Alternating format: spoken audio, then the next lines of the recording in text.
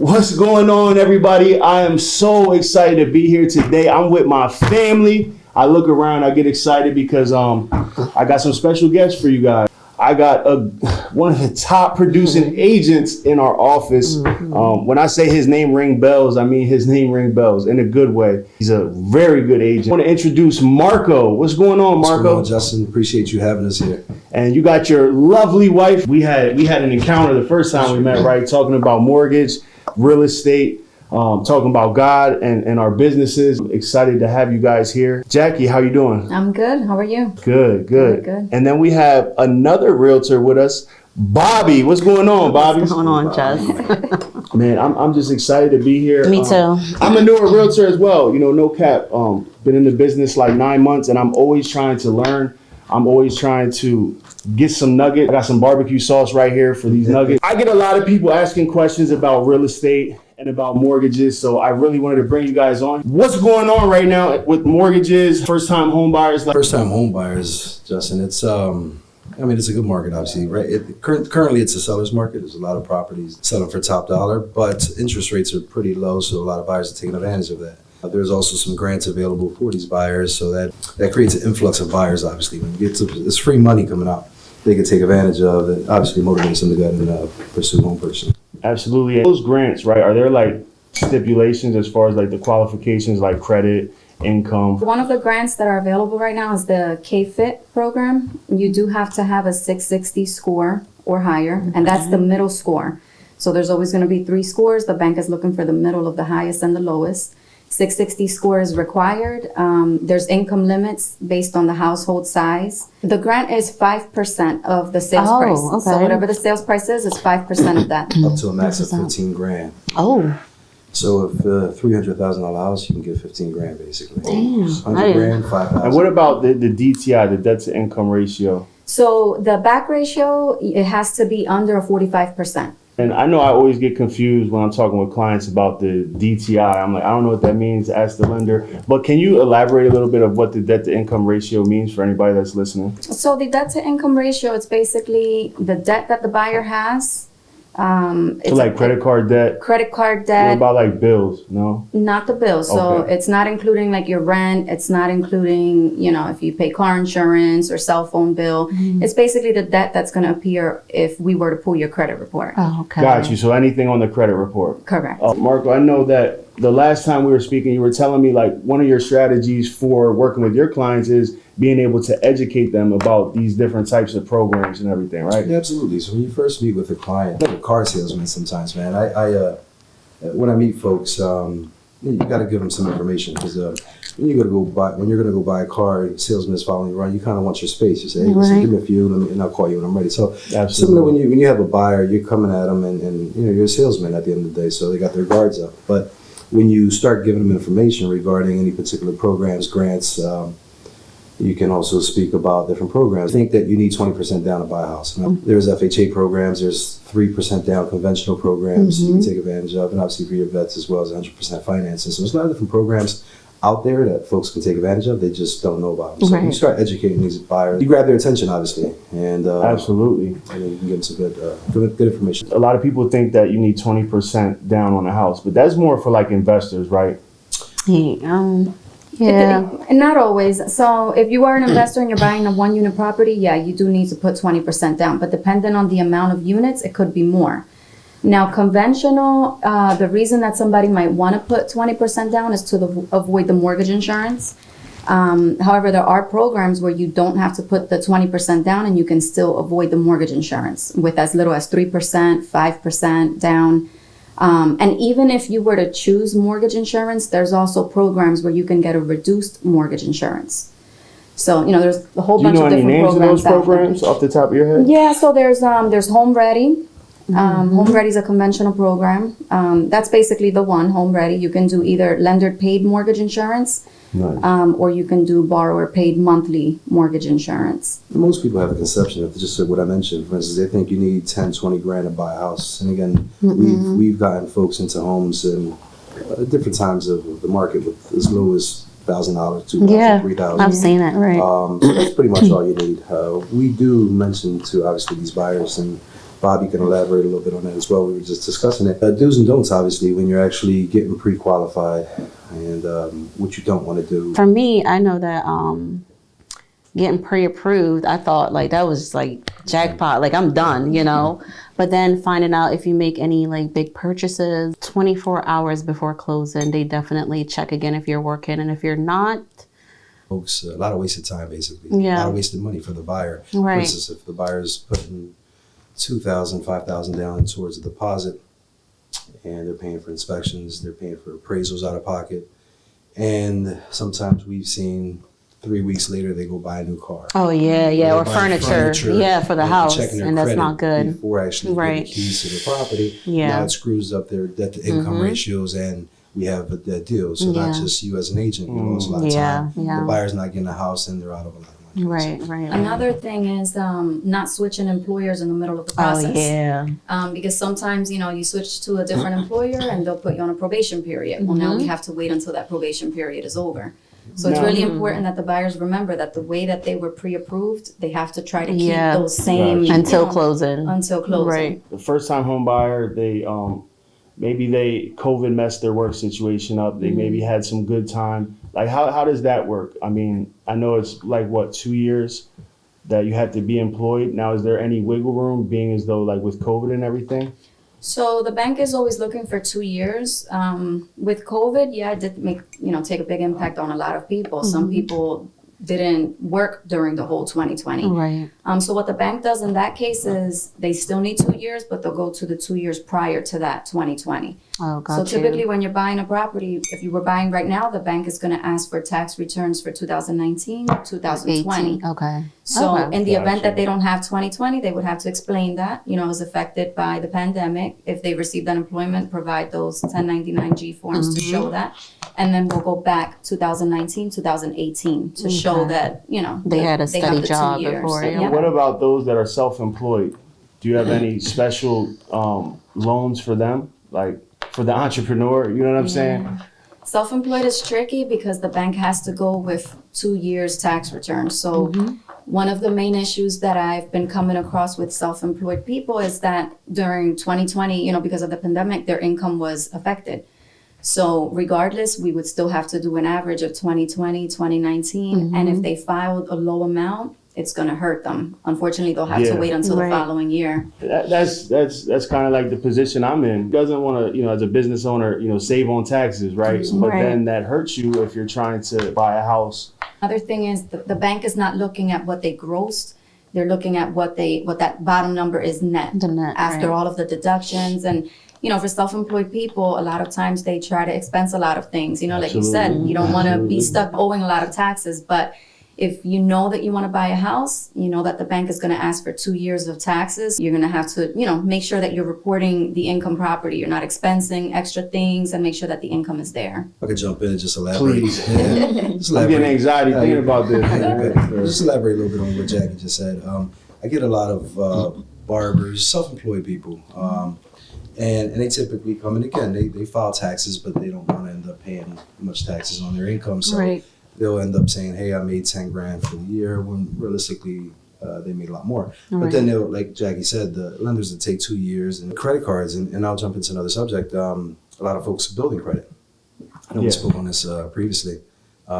Folks don't have credit established, so we typically tell them to go out and get a secure credit card, use that for several months, keeping the debt under 30%, obviously paying it on time, and just to build credit. The lenders want to see at least one full year of payments on time, not just one trade line. They typically like to see 3. But So my bank personally, we don't have any overlays where you have to have 3. The ideal is try to have 3 credit cards for at least 12 months. Keep the balances on the credit card at or under 30%. So if they gave you, a credit limit of $1,000, Yeah. try not to exceed maybe 300. Right. Or keep it as low as you can. Yeah. Remember that the point is to establish credit. It's not to go and max out your credit Right. card. There's some buyers that, maybe they think, oh, I just got this credit card. Let me show them that I'm using it. And they'll max it out. Well, that's Yeah. actually going to hurt you. Now you're going to have low. So it's important to keep your balances, at or under 30%. So try to get 3 credit cards for at least 12 months, paying them on time, low balances. You're going to have great scores that way. obviously, you're seeking the best interest rate. So doing so, And if you can show a 720 plus score, obviously you'll get the best rates at that point. Yeah, I actually like coming into real estate. I had to fix my credit personally, so I started like getting a lot of people coming to me that didn't have good credit either. So I'm like, let me figure this out. So it was funny. One day we were here in the office. Somebody came in. I don't know how. I don't even know who said Justin does credit repair because I don't. I help my clients. That's the value that I give. Right. That's the value add when you work with me. I'll help you build your credit for free. I'm not doing that for anybody. So no, don't be saying I do credit repair. No, I'm like hiding. Like no, I don't. But actually, shout out to my man Benjamin Stackums and Josh Torres. We have a credit repair company coming soon. So Nice. Shout out to you guys. Quantum Credit. Shout out. I realized that the best way, like we were talking about with the mortgages, like the more value you give, the more information that you can give to your clients, the more that they look at you as a trusted resource, Absolutely. as opposed to that car salesman. You know what I mean? Right. So we get a lot of folks who actually do call us and say, hey, listen, I have a 670 credit score. I'm ready to buy it. Fantastic. That's great news. How do you know what your score is? Well, Credit Karma told me my score is 670. So, and again, not knocking Credit Karma. It's a decent platform. However, their scores are off. And typically what's on your report is pretty accurate as far as what they owe and the collections, et cetera. But the scores are off. And say, hey, listen, don't just bank on that score. Obviously, you wanna have your credit checked. The lenders to check your true FICO and you're going with your middle credit score there. So, me personally, I like to see, for instance, when they do tell me if someone comes to me and says, hey, listen, I'm at a 620 with Credit Karma, I already know they're at a 590. Right. Oh, wow. Yeah, It's much lower than what it is, Yeah. obviously. But if they say, hey, look, this Credit Karma is telling me I'm 690, then fantastic. I think we're good to go at that point. So don't use Credit Karma for an exact credit score because it's not. If you have credit cards, then obviously try to get that yearly. You get your free credit report.com, is it? Yeah. Once a year. Once a year. Correct. Yep. You can go that way. There's another resource. It's called IdentityIQ, and it's basically identity theft monitoring and credit. I personally paid $19.99 for them to Oh, me monitor too. my stuff, but it's accurate because Credit Karma is a good place to start, but it's not accurate. And every month they actually, so from month to month, it's like a new cycle on the credit report. So that's another thing. If you know you want to buy a house, your credit cards might be a little bit over that limit. Maybe quickly pay those balances down, keep track. Exactly 1 month later, the new cycle is going to generate on that Right. credit. Okay. So you don't want us to check the credit while your cards are maxed out, where you could have just paid them down, checked your credit a Absolutely. month later, and now we would have been in a way better position than checking it a month ago. I send you a client and their credit is not good. Do you do anything to help them get their credit up? Do you take a deeper dive and I look at all credits. So if I pull it, if I see collections, obviously I'm going to share with that potential buyer, hey, look, you have this collection. If you pay this. I'm not, a licensed credit repair person, but I can look at a credit and have an idea, what you would need to do to improve it. So, if there's collections, if there's any judgments, those are important. The bank doesn't want to see any outstanding judgments on a credit report. Those are lienable. Right.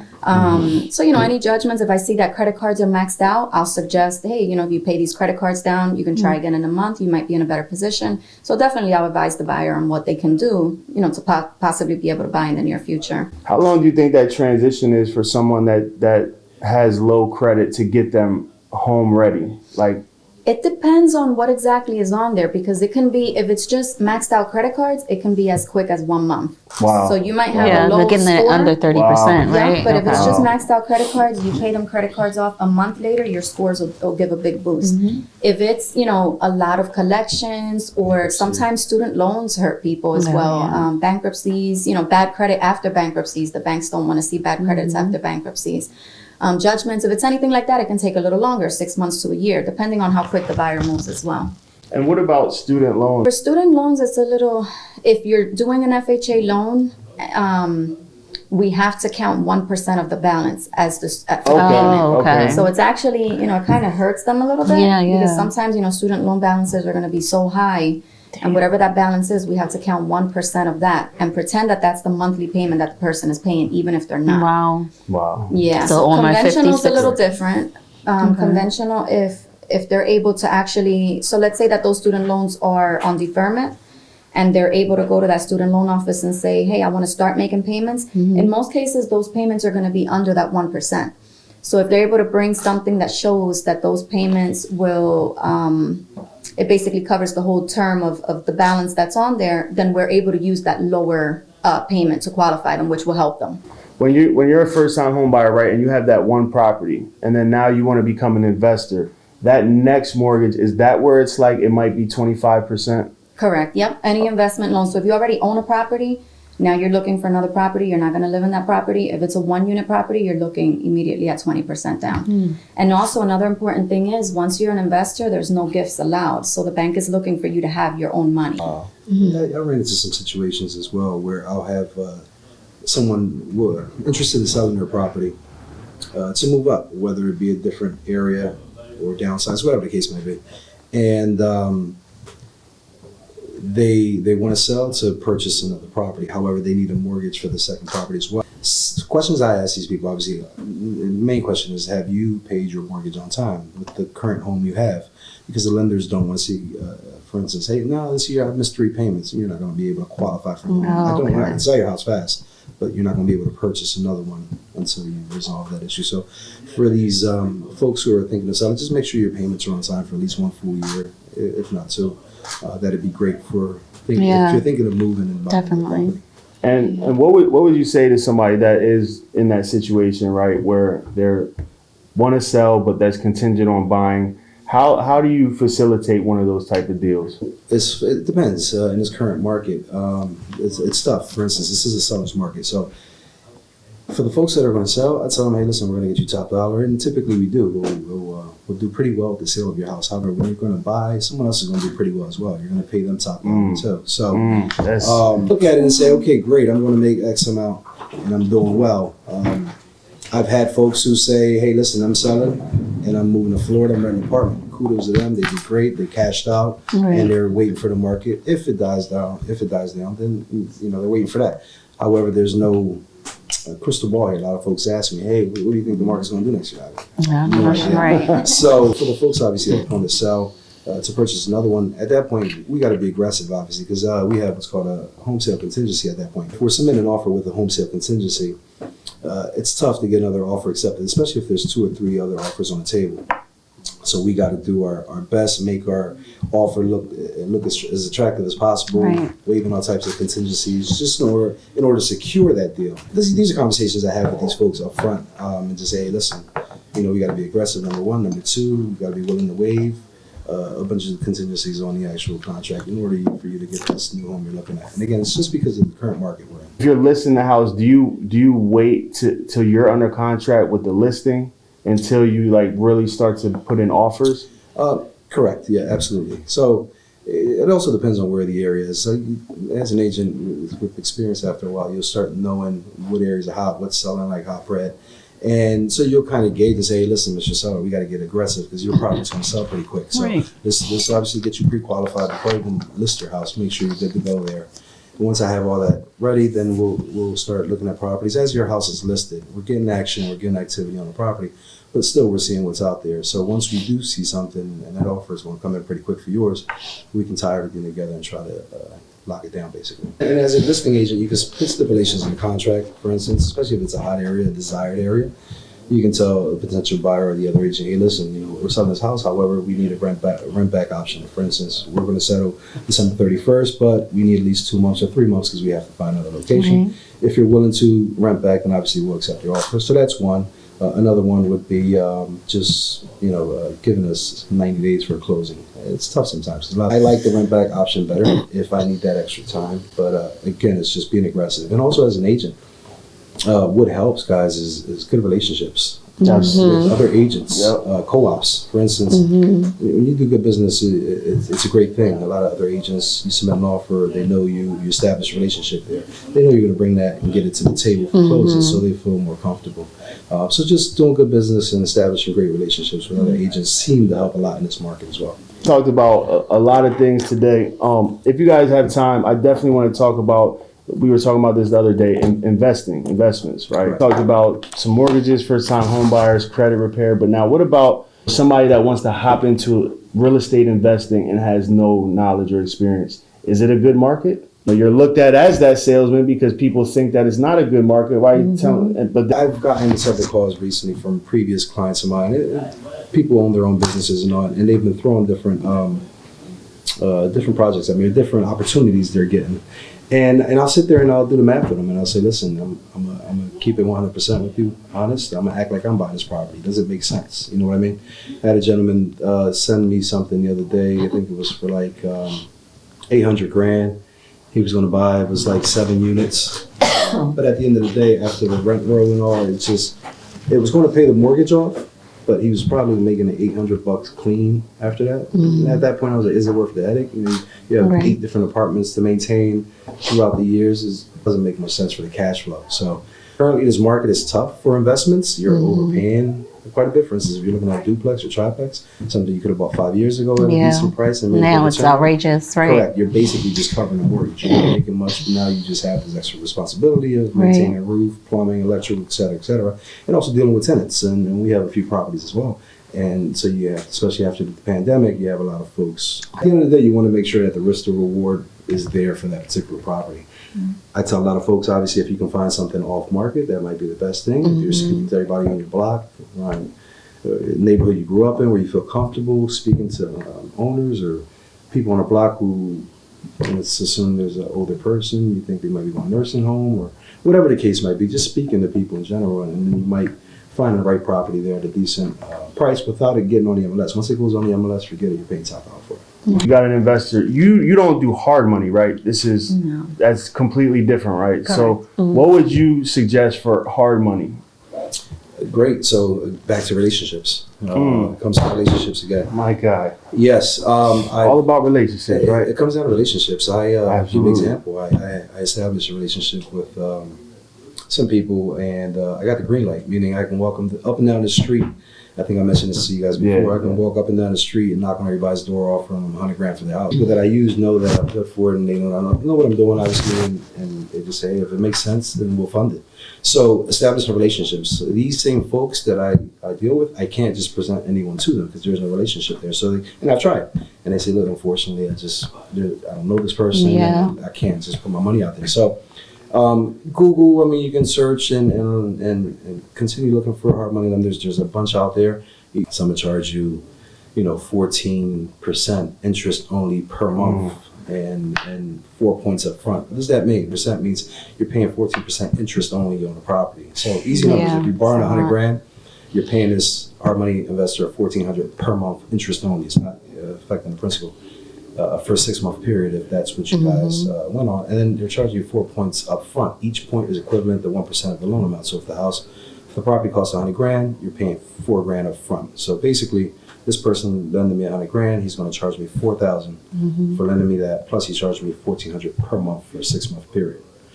Some hard money lenders actually go on the deed with you, meaning if you default, it's their property. And they'll also request an appraisal be done. Typically, someone they use just to make sure that the value's there at the property. And they'll ask obviously what your plans are there. An investor, someone newer, looking to buy a property with no money. If you can establish a relationship or find a hard money lender, it's not a bad idea. You'll use this person to get the property. They're going to make some money off of you, which is totally fine. But you're going to get a property at a decent price. And what you do at that point is you refi out. You pay back the lender. They're happy. You got a green light for the next property, and you got a decent property there. Almost like the Burr method, right? Absolutely. Buy, rehab, rent, refinance, repeat, right? Right. Okay, because some hard money lenders, they use the term skin in the game. They want you to have some experience, right? And thanks for bringing that up. So obviously some folks want you to put down maybe 20% of your own money into this transaction. If you have it. And again, this is where relationships come into play.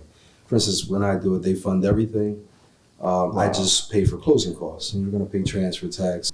Construction, they'll do it in ways of withdrawal. For instance, in my case, correct, they'll do it in phases in different draws. They'll lend you money. In my case, I typically just borrow the money to buy the property and I'll rehab it with my own funds. But if I had to use their funds, they'll give it to me in draws. But before they give you that second draw, they'll obviously send out an inspector or the appraiser again, just to make sure that the work that you put down, was to be done with the first draw, is actually done. Oh, and you have to have a GC. Absolutely. You have to, or they're just not going to do it. So that was actually my buddy's question, because he's a licensed contractor. He could use his company, right, and then do it himself, right? It Or, like, depends. is it a He conflict? could. I mean, it could be a conflict of interest. And it brought me. I just had a thought with mortgage and financing. They actually have a 203K loan, so it's an FHA 203K loan, which is another program that, for instance, if they find grandmom's house, wallpaper, 70s, 80s style, old kitchen, no bathroom, rugs, and they say, hey, listen, I can't live like this, but they're getting the property at a decent price. Then at that point, the lenders have a 203K option. Basically just a rehab loan where they'll lend you money. So typically, there's always gonna be an appraisal on every loan. If the appraiser goes out, the house has to be habitable. So there's certain properties that they're good properties, but maybe they're not habitable, it's missing a kitchen or windows are cracked or whatever. Well, that's where these 203K rehab loans will come in. They'll lend you money to make those repairs. They won't just give it to you, though. You have to have that GC, just like Bonnie said. So now, is this already on a mortgage, or? So it's an FHA loan. It's just a 203K. Right, so the repair amount gets added on. So, sales price is 100,000, you need 20,000 for repairs, well, then you're borrowing 120, you know what I mean? There's other calculations factored into that, but it's just. The property has to appraise for at least that amount as well. So again, in this particular market, tough unless you find something off market where, again, it's something that needs work. Let's assume the property's worth 200 grand, you're getting it for 100. You have to update it. So let's say you got to put 50, 60 grand in it. As long as the lender, they'll send out the appraiser say, yeah, this neighborhood's going for 200. Okay, you got 100,000. Typically, they'll lend up to 80% of it, I guess. So you have up to 70 or 80 grand that they'll lend you for repairs, basically. Wow. So it's a good way to get a property, obviously, that needs work, but you can still get it with an FHA too. Right. Not seeing much in this current market because of everything selling, but definitely something we've done a lot in the past. Flooring, etc. I mean, they've even lended on appliances. Yeah. Oh wow, I didn't even know that part. Yeah, you can throw that in there as well. And do you recommend, like, to your clients, home warranties? Absolutely, especially during this market where you have to buy a property. For the most part, when you're up against several offers, you have to make yours look as good as possible. So waiving inspections is something we always recommend a buyer do, is actually do your inspections. Hey, listen, I recommend you do inspections, but if you actually want this property, most of these other offers are waiving their contingencies. In other words, they're waiving inspections. So if you want to compete, you're probably going to have to waive. However, I definitely recommend you pick up a home warranty, which obviously cover your major components in the property for a year or so. Sweet. Yeah, I had a client that I was still in my first couple months, so I still had a lot of learning to do. But when I was telling this individual that we might have to waive the inspections for our offer to get accepted, they got like upset. Absolutely, yeah. They was like, "What you mean? And I'm like, "Listen, I get it, I understand, but this is what we're in right now." You know what I mean? And I think back, I watched the podcast you did with Jesse. It was phenomenal, actually. Great information. Shout out to my man, Absolutely, Coach. What's going on, Jess?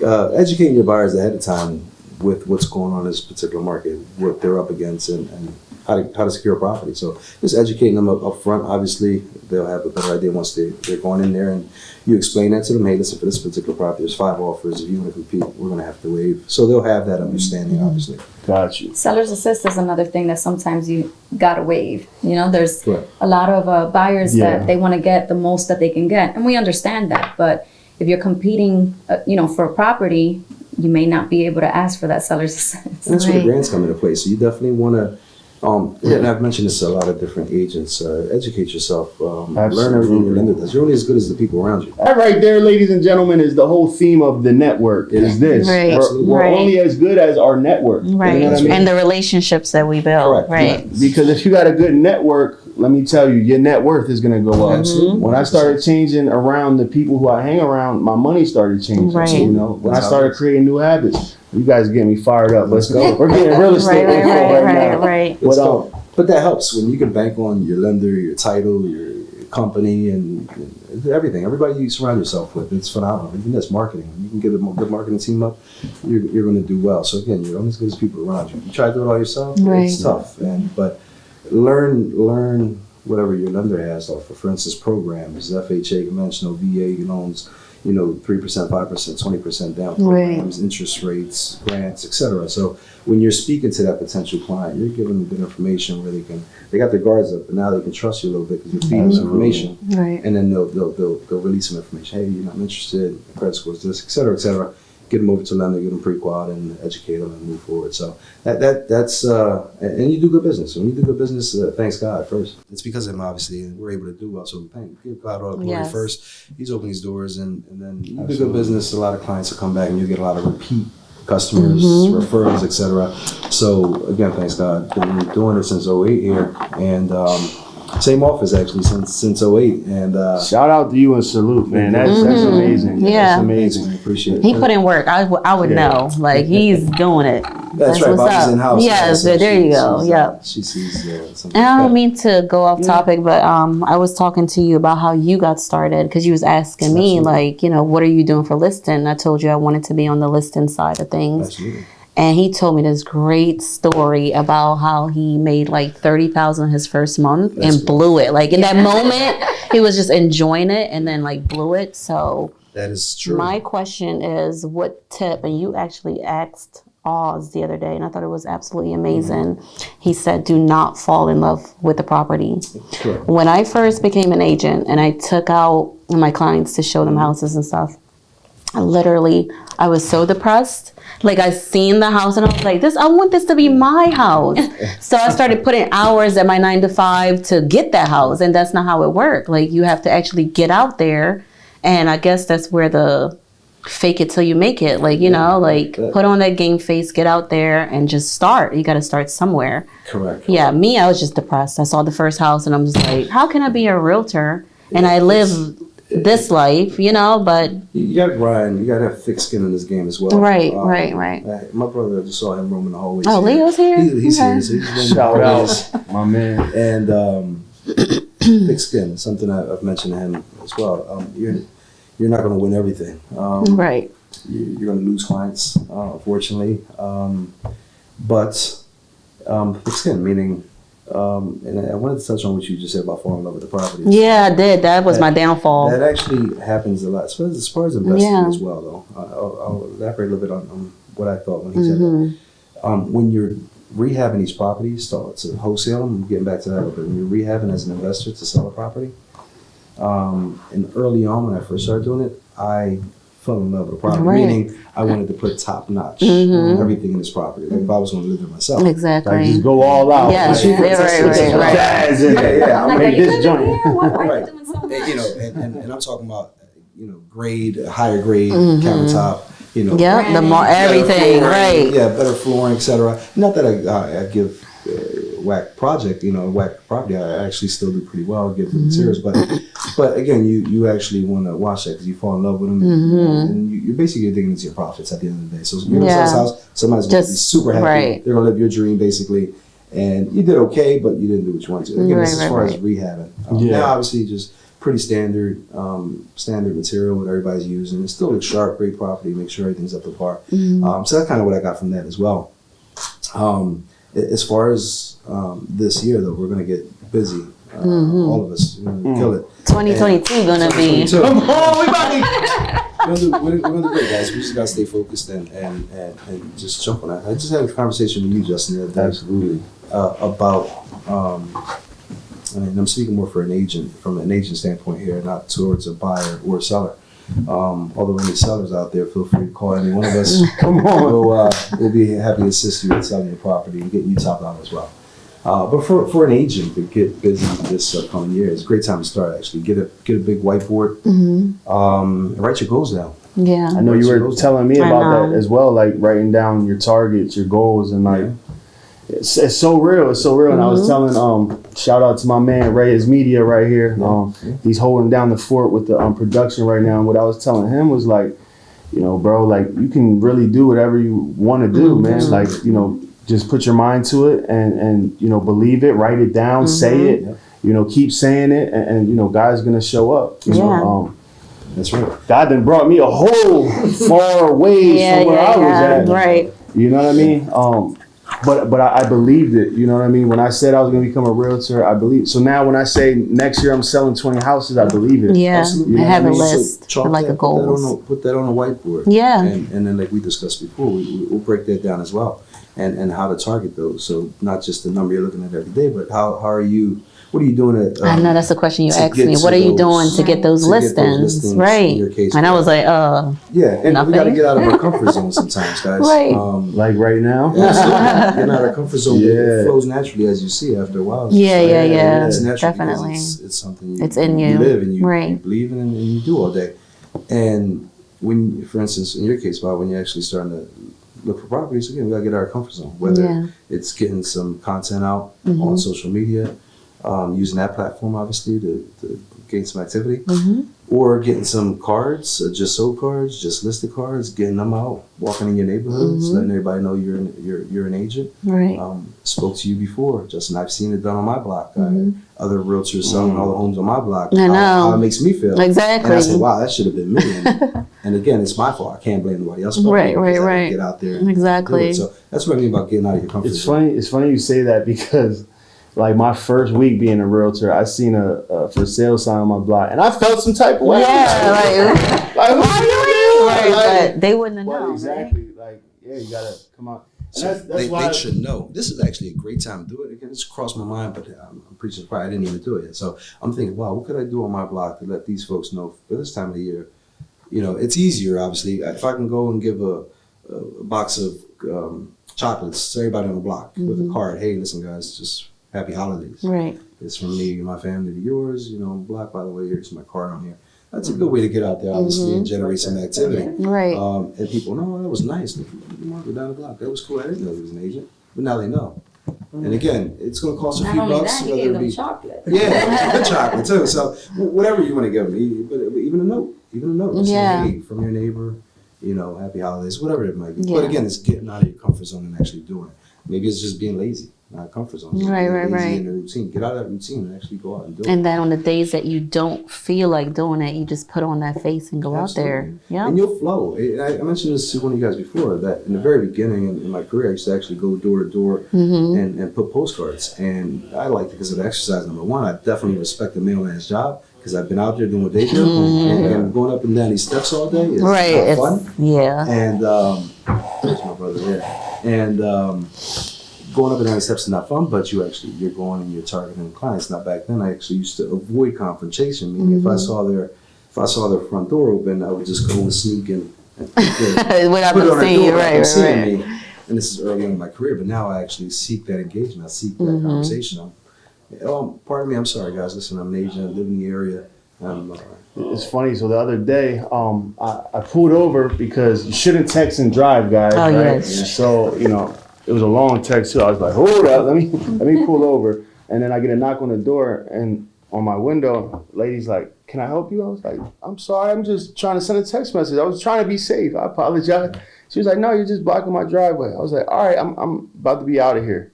So then I shut my door, or I rolled down my window, whatever I did. But I'm like, wait, hold on. Can I give you a card?